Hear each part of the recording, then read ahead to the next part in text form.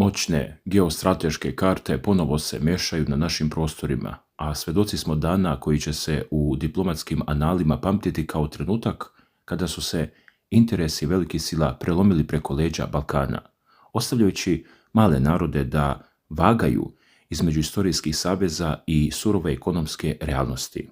I dok se evropska vrata pred jednima otvaraju velikom brzinom, drugima se postavljaju ultimatumi koji menjaju kompletnu sliku naše budućnosti, a u pozadini svega stoji tihi energetski politički rat u kom pravo na grešku više ne postoji. Zato je važno razumeti šta se jutros dogodilo u Vašingtonu, jer ta vest menja igru iz korena. Sjedinjene Američke Države i administracija predsjednika Donalda Trumpa donijele su zvaničnu odluku o otpočinjanju strateškog dijaloga sa Srbijom. Prva sesija ovog dijaloga zakazana je za petak, a kako je ministar spoljnih poslova Marko Đurić izjavio za Radio televiziju Srbije RTS, ovo je jedna od najvažnijih vesti u posljednjih nekoliko godina. Prvi put u istoriji Srbija i Sjedinjene Američke Države podižu svoje odnose na nivo strateškog partnerstva, što predstavlja ozbiljan zaokret. Đurić, koji na poziv američkog državnog sekretara Marka Rubija putuje u Washington kako bi učestvovao i na jednom samitu, naglašava da Bela kuća ovim šalje snažnu poruku američkim institucijama da se Srbija doživljava kao partner i prijateljska zemlja. Prema njegovim rečima, na ovome se radilo godinama i to je jedno od najozbiljnijih dostignuća srpske diplomatije i vlade. Pozicija u kojoj se Srbija danas nalazi, kako tvrdi Đurić, miljama je daleko od one u kojoj smo bili pre 25 ili 30 godina, ističući da ni velika Jugoslavija nije bila zvanično prepoznata kao strateški partner Amerike. On napominje da je ovaj korak od nacionalnog interesa posebno zbog Kosova i Metohije, gdje se računa na zaštitu naroda, ali i zbog Republike Srpske, gdje je, kako navodi, administracija predsjednika Trumpa pokazala ozbiljno razumevanje za rješavanje problema u Bosni i Hercegovini. I tu dolazimo do ključne stvari. Šta ovaj status donosi u praksi? Đurić pravi paralelu sa Mađarskom, navodeći da je Budimpešta napravila takozvani kvantni skok u svojoj ekonomiji kada je dobila status strateškog partnerstva sa SAD, nakon čega su brojne američke tehnološke kompanije i finansijske institucije počele da koriste Mađarsku kao bazu za delovanje prema ostatku Europe.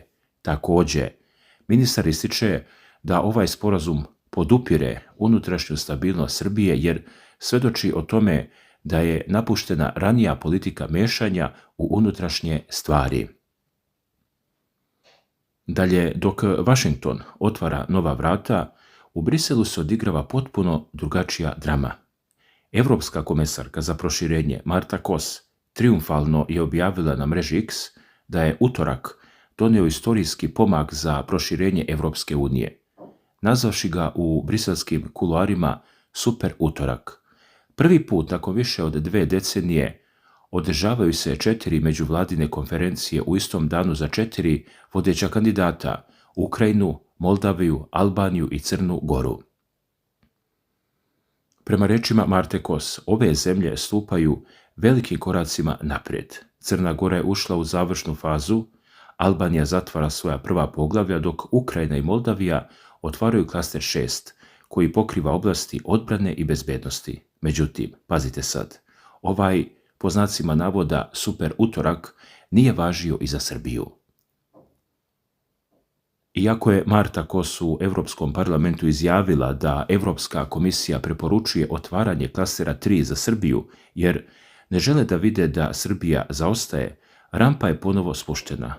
Otvaranju ovog klastera oštro se usprotivilo 8 od 27 država članica Europske unije, zbog čega 5. međuvladina konferencija sa Beogradom uopšte nije organizovana.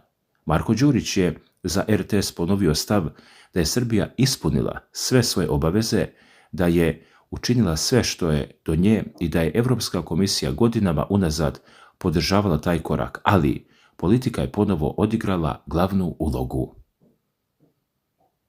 Kako u svom biltenu Šira Evrope objašnjava Rikard Jozvjak, urednik za Evropu Radija Slobodna Evropa, iza zatvorenih vrata u Briselu ključa velika frustracija. Grupa zemalja koju predvode Belgija, Bugarska, Hrvatska, Estonija, Finska, Litvanija, Holandija i Švedska ostalo je potpuno neimpresionirana pokušajima Europske komisije da, kako kažu, ulepša sliku o reformama u Srbiji. Ove države su se direktno pozvale na kritički izveštaj o vladavini prava koji je Europska komisija objavila pre samo mjesec dana, a u kojem je Beograd oštro kritikovan.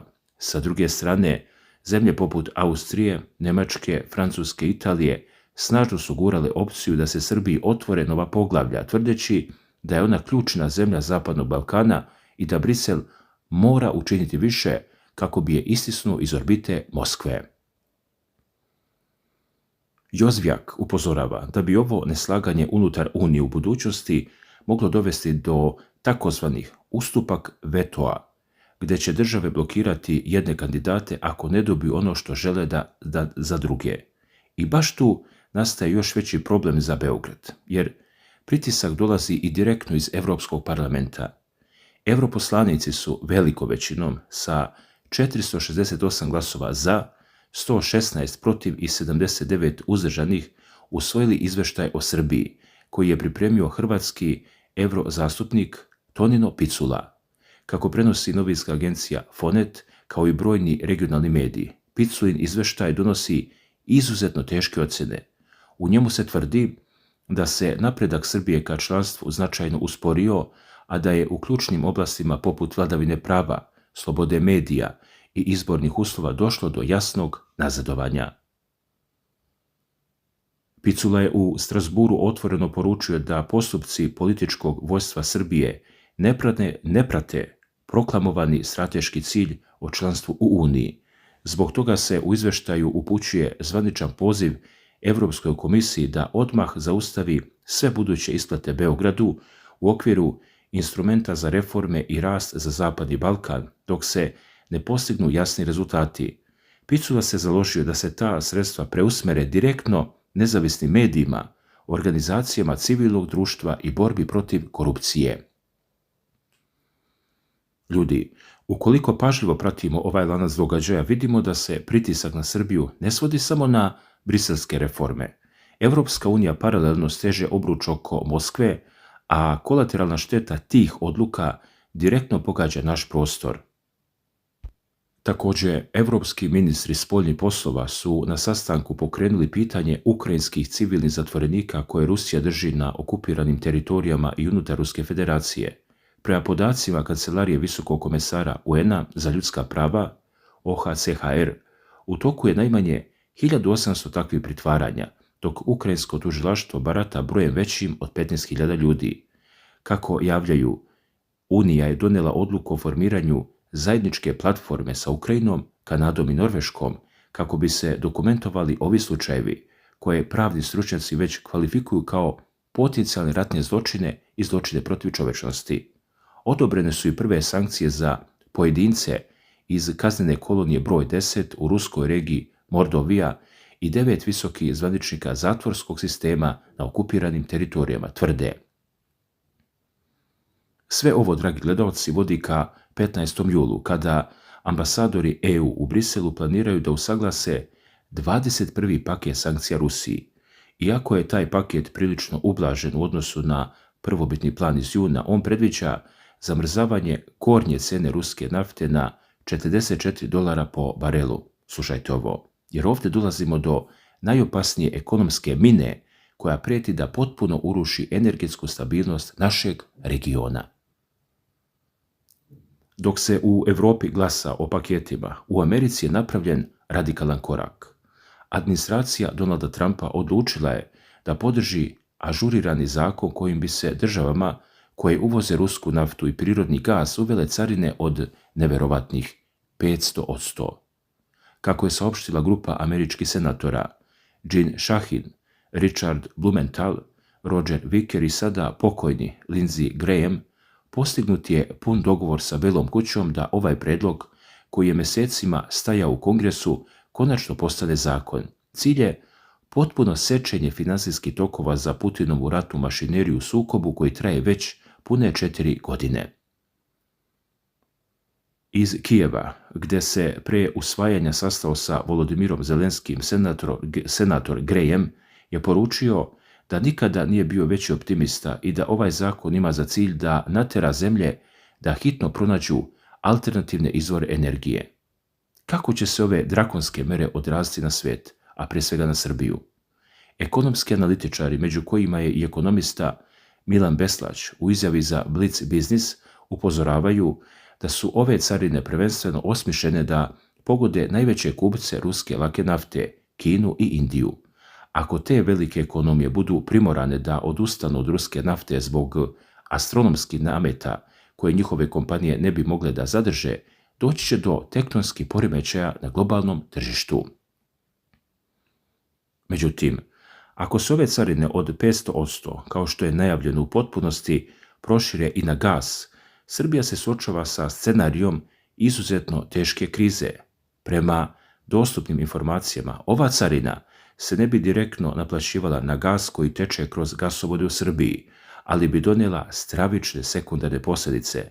Nastavak kupovine ruskog gasa značio bi da srpska roba koja se izvozi na američko tržište mogla biti opterećena kaznenom carinom od najmanje 500%, što bi u praksi značilo potpuno zatvaranje tržišta Sjedinjenih Američkih Država za domaće proizvode. Ali ono što unosi najveću paniku pred nastupajuću grejnu sezonu jesu takozvane sekundarne sankcije. Američki zakon cilja Gazprom banku i druge ruske finansijske institucije, ali i sve strane banke koje sa njima obavljaju transakcije. To znači da sam gasovod preko Turske i Bugarske do Srbije fizički može ostati otvoren, ali Srbija može doći u poziciju da tehnički uopšte ne može da plati taj gas, jer će platni promet i bankarski sistem biti pod blokadom. Da stvar bude gora, aktuelni gasni aranžman koji Srbija ima sa ruskim Gazpromom ističe krajem septembra, dakle neposredno pre nego što radijatori trebaju da se ugreju. Milan Beslać podsjeća da Srbiju Sjedinjene Američke Države sigurno ne bi izuzele iz ovih mera, s obzirom na to da su već na snazi sankcije naftnoj industriji Srbije, carine na pojedine proizvode od 35%, kao i aktuelne zabrane uvoza guma iz fabrike Linglong. Alternativa postoji u vidu kupovine tečnog prirodnog gasa LNG na slobodnom svjetskom tržištu, ali to automatski znači dramatično veće cene koje će pasti na teret privrede i građana. U ovom trenutku, dok se geopolitički interesi velikih sila lome preko energetskih kablova i diplomatskih kuloara, mnoga pitanja ostaju bez odgovora. Nalazimo se u procepu između istorijske šanse za strateško partnerstvo s Amerikom i prijetnje ekonomskom blokadom zbog gasa, dok nam Evropska unija istovremeno zatvara vrata i preti zamrzavanjem novčanih fondova. Dragi gledalci, šta vi mislite o ovome? Da li će najavljeni strateški dijalog Srbije i Amerike uspjeti da amortizuje pritiske koji stižu iz Brisela i Zagreba ili nas očekuje najteža energetska i politička jesen u novijoj istoriji?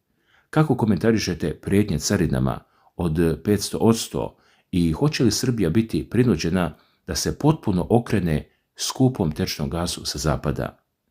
Napišite vaše mišljenje, analize i procjene dole u komentarima, pokrenimo diskusiju.